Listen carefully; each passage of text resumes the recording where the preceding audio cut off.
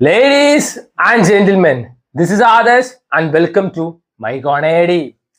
So ഒരു തമിഴ് സിനിമയെ പറ്റിയാണ് നമ്മൾ ഇന്ന് സംസാരിക്കാൻ പോണത്. 2024 ഇതിന്റെ ഫസ്റ്റ് പാർട്ട് ഇറങ്ങിയ സമയത്ത് ഭയങ്കര കോൺട്രവേഴ്സി ആയിരുന്നു. ഇപ്പൊ അതിന്റെ സെക്കൻഡ് പാർട്ട് OTT റിലീസ് ചെയ്തിട്ടുണ്ട്. ഭയങ്കര അണ്ടർ റേറ്റഡ് എന്നൊക്കെ വിളിക്കാൻ പറ്റുന്ന ഒരു പടമാണ് ഹോട്ട്സ്പോട്ട്. അതിന്റെ സെക്കൻഡ് പാർട്ടായ ഹോട്ട്സ്പോട്ട് 2 അഥവാ ഹോട്ട്സ്പോട്ട് ടു മച്ച് ആമസോൺ പ്രൈമിലാണ് സ്ട്രീം ചെയ്യുന്നത്. പടത്തില് സെരിപ്പടി സീൻസ് എല്ലാവരും പാത്തുണ്ടാവും. എന്നാ ഒരു പടം ഫുൾ സെരിപ്പടി സീൻസ് പാത്തിരിക്കുക പാക്കണമാ എന്നാ ഹോട്ട്സ്പോട്ട് 2 കണ്ടാ മതി. ആദ്യം ഇതിന്റെ ഫസ്റ്റ് പാർട്ട് ഇരുന്ന് കാണാം. പലർക്കും ഇങ്ങനെ ഒരു പടം ഇറങ്ങിയിട്ടുണ്ടെന്ന് പോലും അറിയില്ല. അങ്ങനെ ഇതിന്റെ ഫസ്റ്റ് പാർട്ട് ഇരുന്ന് കണ്ടിട്ട് അത് ഇഷ്ടമായി കഴിഞ്ഞു വെച്ചാൽ you can definitely watch second part. This won't disappoint. എന്നാൽ ആദ്യത്തെ പാർട്ടേ വർക്കായില്ലെങ്കിൽ ഇതിന്റെ അടുത്ത് പോയിട്ട് കാര്യമില്ല. This is not your cup of tea. Blind ഫാനിസും അഡ്മിറേഷനും തമ്മിലുള്ള വ്യത്യാസം വളരെ വൃത്തിക്ക് ഈ സിനിമയിൽ എടുത്ത് കാണിക്കുന്നുണ്ട്. എസ്പെഷ്യലി ഇതിന്റെ ഫസ്റ്റ് സ്റ്റോറി ആന്തോളജിയാണ്. ഫസ്റ്റ് സ്റ്റോറി കിടുവായിരുന്നു. അതായത് MS ഭാസ്കറിന്റെ ഒരു പെർഫോമൻസ് ഉണ്ട്.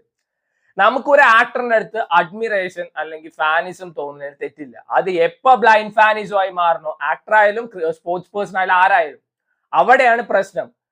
എന്താ നിന്റെ ജീവിത അഭിലാഷം?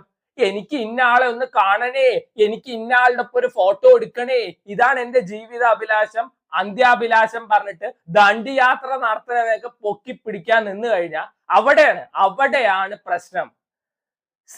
ഒരാളെ കാണുന്നത് ഒരു ഫോട്ടോ എടുക്കണം തെറ്റില്ല. അതിനാണ് ഞാൻ ജീവിക്കുന്നത്, ഞാൻ ഈ ഭൂമിയിലോട്ട് കെട്ടിയെടുത്തത് അതിനാണ് പറഞ്ഞ് നടക്കുന്ന കുറെ അലവലാദികളുണ്ട്. അവർക്കുള്ള പീക്ക് സെരിപ്പടിയാണ് ഈ സിനിമ.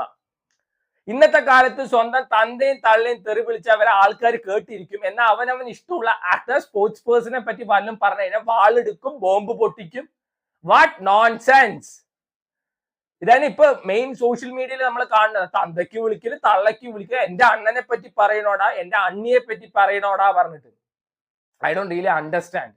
ഈ പോക്ക് വളരെ വളരെ വളരെ നല്ലതാണ്. എന്തിനാന്ന് വെച്ചാൽ നശിക്കാൻ.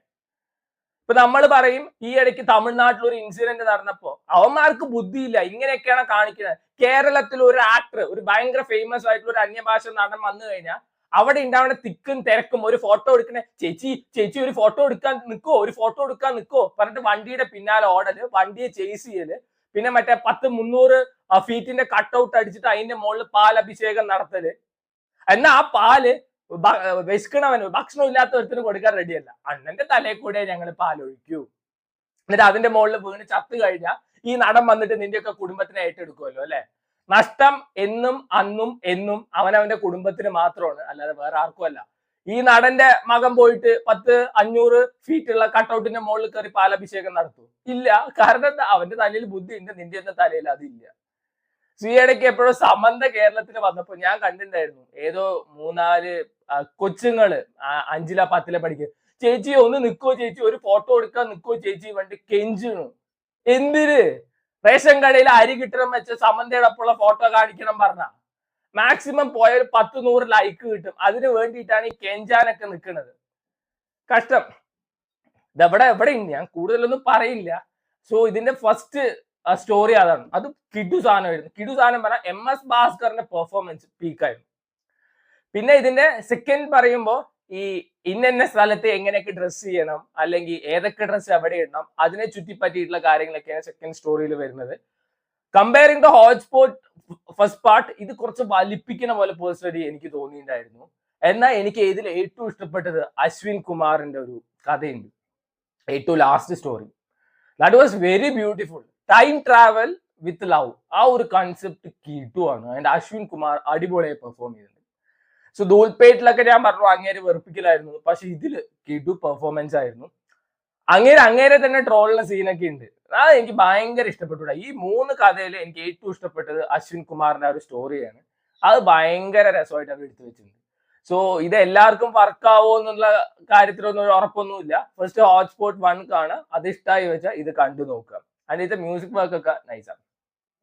ഈ സിനിമ തുടങ്ങുന്ന സമയത്ത് തന്നെ ഇവർ കാണിക്കുന്നുണ്ട് എന്താണ് ഹോട്ട്സ്പോട്ട് ഫസ്റ്റ് പാർട്ടിൽ നടന്ന എന്തൊക്കെയാണെന്ന് ഓടിച്ച് കാണിക്കുന്നുണ്ട്. അത് തന്നെ മനസ്സിലാക്കാവുന്നേ ഉള്ളൂ. പക്ഷെ കുറച്ചും കൂടി ഡീറ്റെയിൽ ആയി കാണണം വെച്ചാൽ you should watch the first part.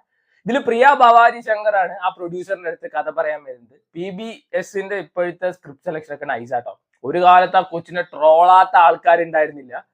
എന്നാൽ ഇപ്പോ ജീവടൊപ്പം ബ്ലാക്ക് പറഞ്ഞിട്ടൊരു പടം ചെയ്തു. She was A part of 10 തല, ഡിമോണ്ടി കോളനി 2 എല്ലാം അത്യാവശ്യം നല്ല സിനിമകളാണ്. ആൻഡ് ഇതിലും ആള് നന്നായിട്ട് തന്നെ പെർഫോം ചെയ്യുന്നുണ്ട്. ഹോട്ട്സ്പോട്ടിന്റെ പ്രത്യേകത എന്താ വെച്ചാൽ നമ്മൾ പ്രതീക്ഷിക്കാത്ത സമയത്ത് അവർ ട്വിസ്റ്റ് കൊണ്ടുവരും. ആൻഡ് അത് കിടു സാധനങ്ങളാണ്. സോ വേണ്ടവർ കണ്ടു നോക്കാം. This movie is available on Amazon prime. Try it out.